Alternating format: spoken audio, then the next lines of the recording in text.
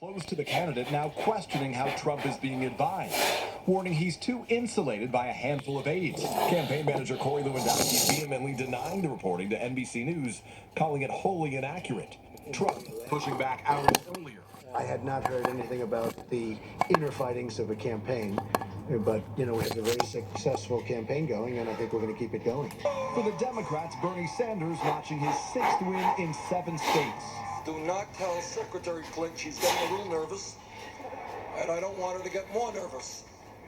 But I believe we've got an excellent chance to win New York and a lot of delegates in that state.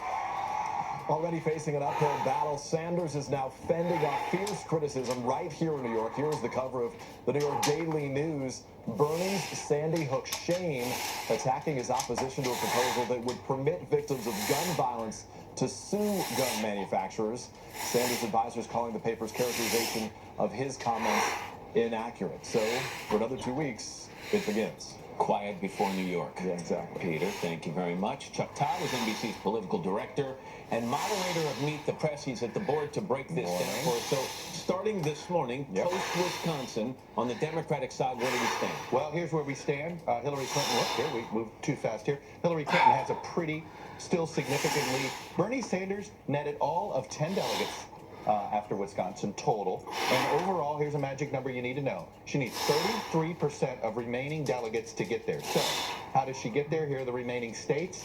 33% of these plus some super delegates. Look, she's going to be favored in all of these northeastern states. These have been tough for Bernie Sanders. He really has only been winning caucuses and a couple of primaries in the Northwest. So the math really is in her favor, unless he does pull that upset in New York. Now, let's go to the Republican side, because this is where it got interesting. Here's what you need to know as far as your magic numbers. Donald Trump's now percentage of remaining to get to the 1237. He needs to win 58% of all remaining delegates. It's a pretty high bar, not impossible. Now, the path forward for him, this is where it gets tricky, because these are all not winner-take-all states. He has to. Now, he could win. If he gets 50% or more, he can win all 95 of the New York delegates. That would be a big deal. Unlikely that he pulls that off. That's why Wisconsin's so meaningful. Basically, he's not going to win all of these in California.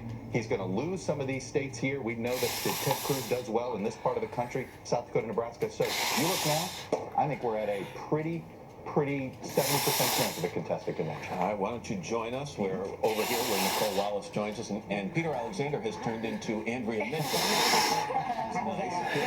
Television. All right, I'm going to give you guys a headline. You fill in the blank, okay? Wisconsin just did what to the race, Andrea? Made it much more likely there's going to be a contested convention on the Republican side, on the Democratic side. You are going to have a just bruising fight over her trustworthiness. Sanders going to keep coming out. Nicole? Wisconsin just delivered Donald Trump an epic blow, the first one that he's really had to absorb since launching his campaign in June. And when we talked about this yesterday, the big question was, okay, what would he do? How would he react? Will he be graceful in defeat and pivot? And the answer was... What do we say? Chuck said they don't. Well, last night, Donald Trump puts out this vitriolic statement that we know how he does this. He dictates this stuff, what he wants to say. Immediately refers to Ted Cruz as Lion Ted Cruz. Accuses the party essentially of being in cahoots with everybody to take it away from him. He is, the only way he becomes the nominee is if he makes nice with party bosses.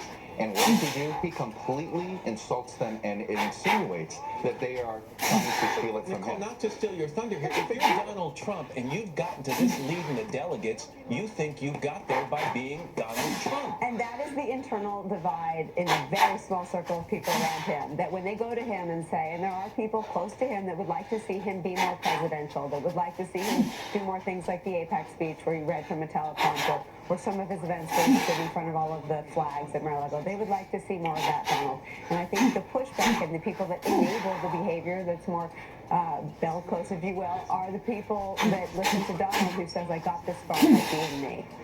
Andrea, let's bring you in here. Chuck just laid something out dramatic. Even though Bernie Sanders wins Wisconsin, he gets 10 delegates. But if you're in the Clinton campaign this morning, how are you feeling coming out of Wisconsin?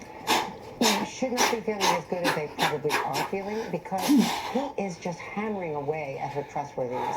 If you look at those exit polls, she has got a real problem going forward. she's going to be a bruised nominee. And she has to figure out how to get rid of Sanders, and now she can't. He has the money, he has the will, and he has the belief in himself now. He is not going to let up. And this is becoming a really nasty campaign. It is the battle for New York. If she wins big in New York, maybe he rethinks it. But he now believes that he can persuade the superdelegates and even the pledge delegates that she is so damaged she should not be the front runner. Chuck, was this a big night last night for the Jews or for the Stop Trump forces? Because I see a lot of northeastern states that would typically be Jews country. I think this was a big win for the Stop Trump forces. And it was interesting. Lindsey Graham was probably the best perspective. He puts out a tweet that says, "Congratulations, Ted Cruz. We've done it. We are going to be able to deny Donald Trump a majority of the convention." He wasn't, "Congratulations, Ted Cruz. You're on your way to becoming the next president of the United States." No, there is a... And that's what I think you're going to see in the next few days. I think a whole bunch of Stop Trump, Never Trump people come out of the closet.